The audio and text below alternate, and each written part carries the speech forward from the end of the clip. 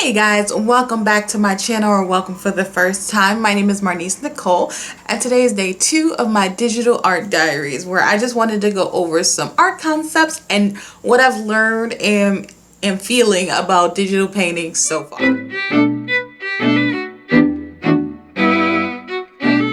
So firstly, I bought this iPad about a month and a half ago, and as you can see already, I have dived right into making art concepts. I have a bunch of things happening right here, and I'm really getting into the ease of digital art.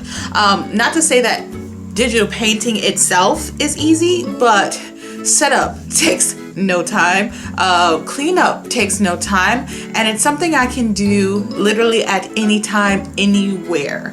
And that has really been the best benefit of the digital painting. What I've been doing is, in the middle of the night when I have art ideas, picking up my iPad, quickly sketching out with this Stylus Pen whatever idea I kind of have, and then going in and finishing the concept later, or spending a half an hour to get the concept developed. And I'm loving that. Like, that is so fun to me. And so basically I'm enjoying the heck out of digital painting. A few things to start off with is this Stylus Pen. This is gonna get replaced very soon. It works and it does the job, but I just find it difficult. It like unscrews very easily. I don't know why or how, but it just unscrews as I'm using it. It'll just twist its own self apart, and that's very annoying.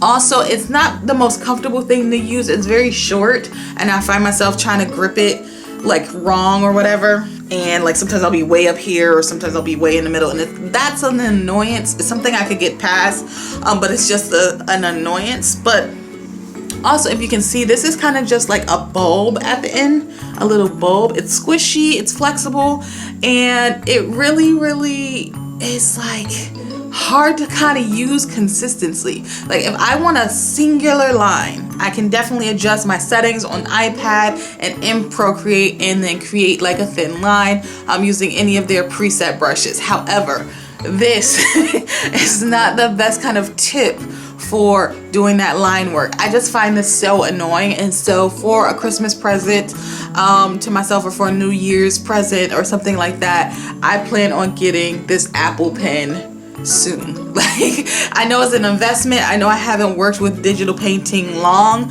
but I feel like something that's made for digital painting would be so much easier than the stylus, which is really just, it's like it does the job, but it's like not as like ease of use as I would prefer to have.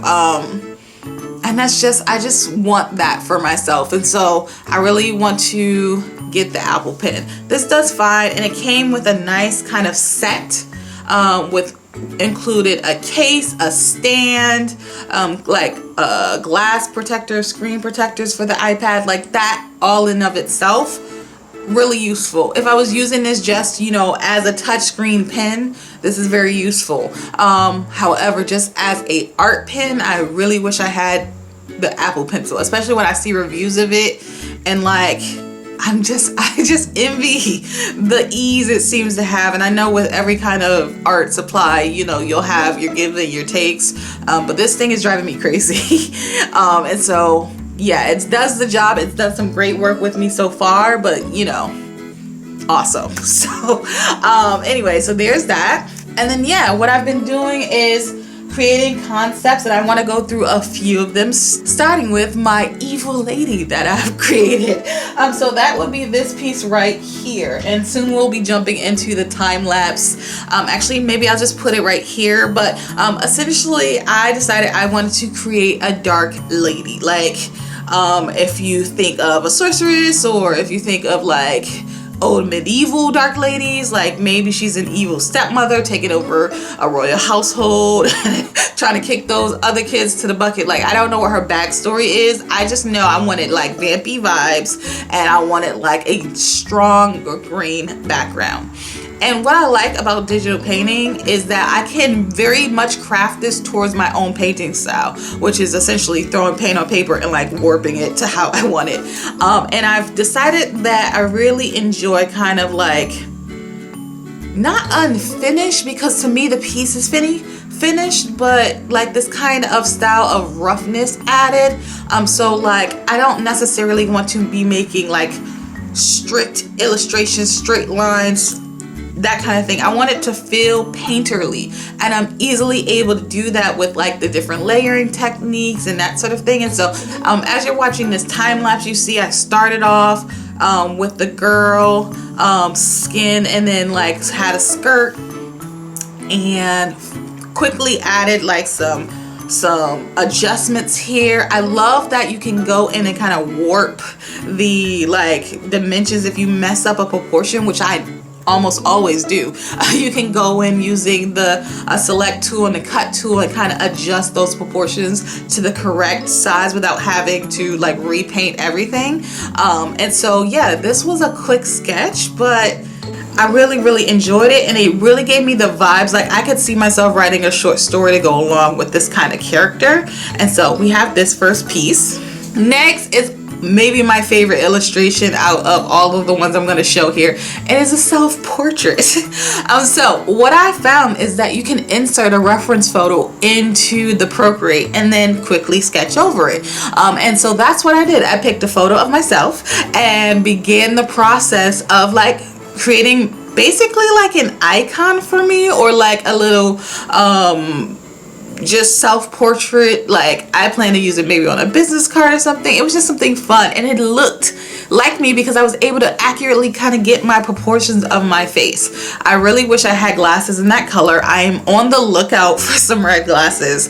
But yeah, it was just a fun photo that wasn't actually very much a good photo, just because of how dark it was. So I was glad that I was able to take that photo and kind of spring it and lighten it up and get like a realistic self-portrait.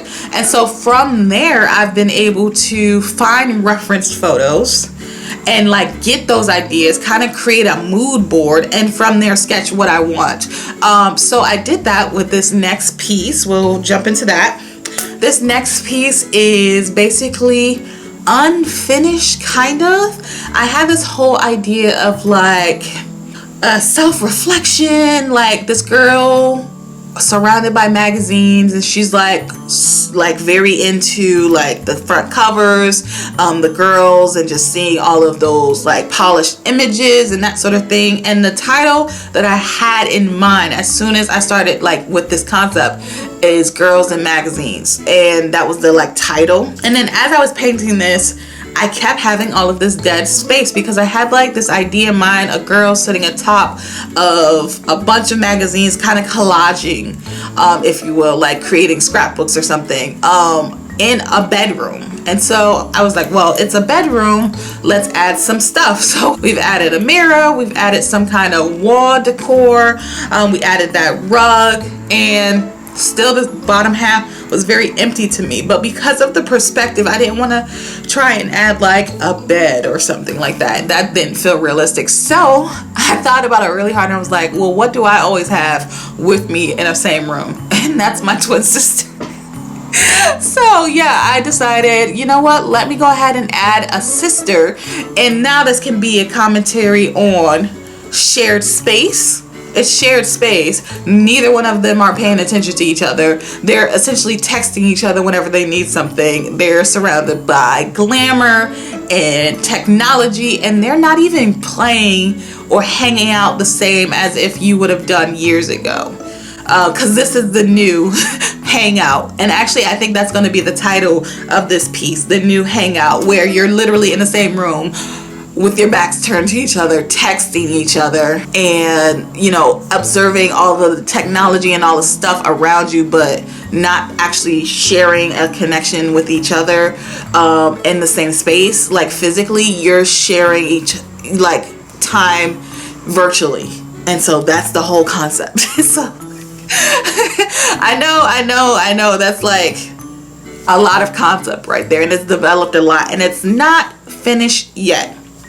Some things I like is this mirror. I like that I got the mirror to kind of shine, and I really like how I got the shadow within the mirror, and I really like the magazines. My whole point with the magazines was to kind of indicate like an obsession with the magazines, like they're everywhere and it's a pile of magazines.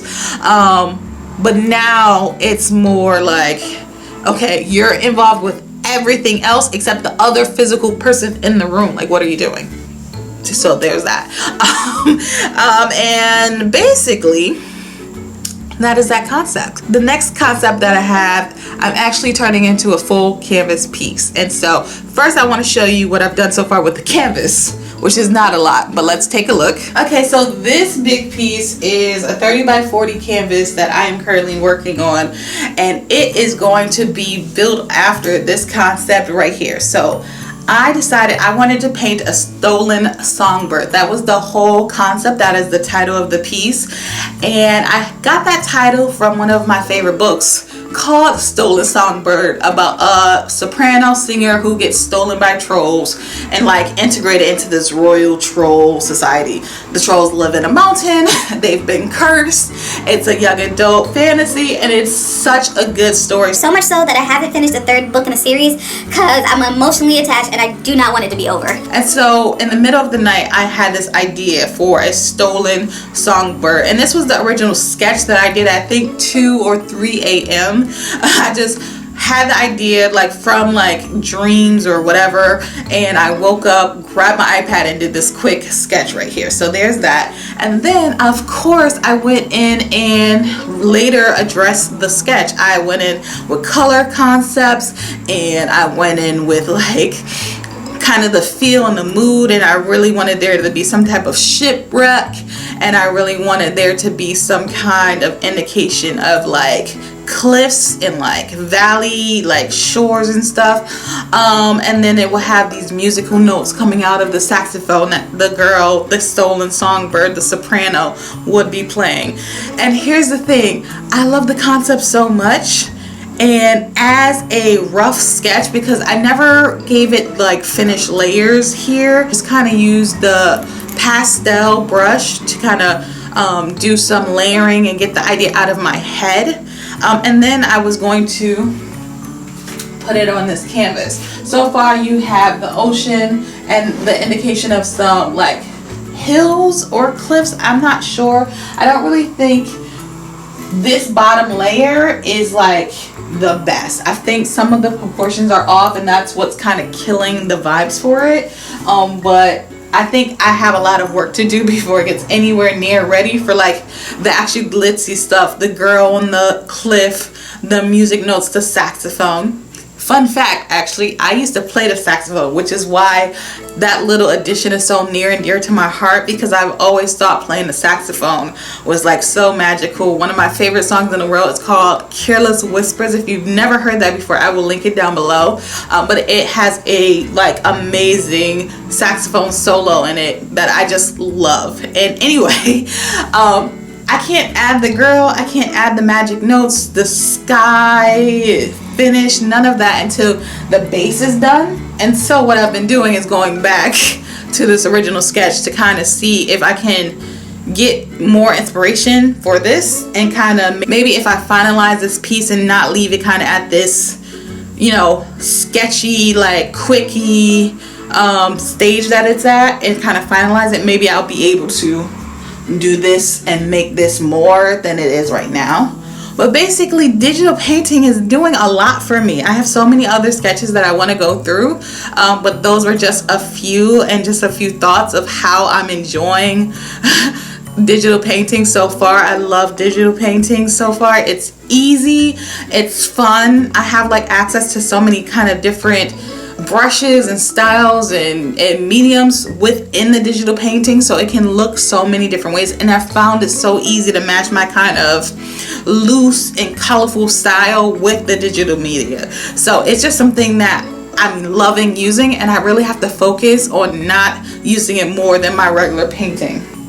And so that was my episode 2 of Digital Art Diaries. Thank you so much for watching. If you're interested in more of these kind of art concept videos where I'm talking about what I've been doing with the digital Procreate app and going through those concepts and showing them off and like letting you know behind the scenes, definitely subscribe for more.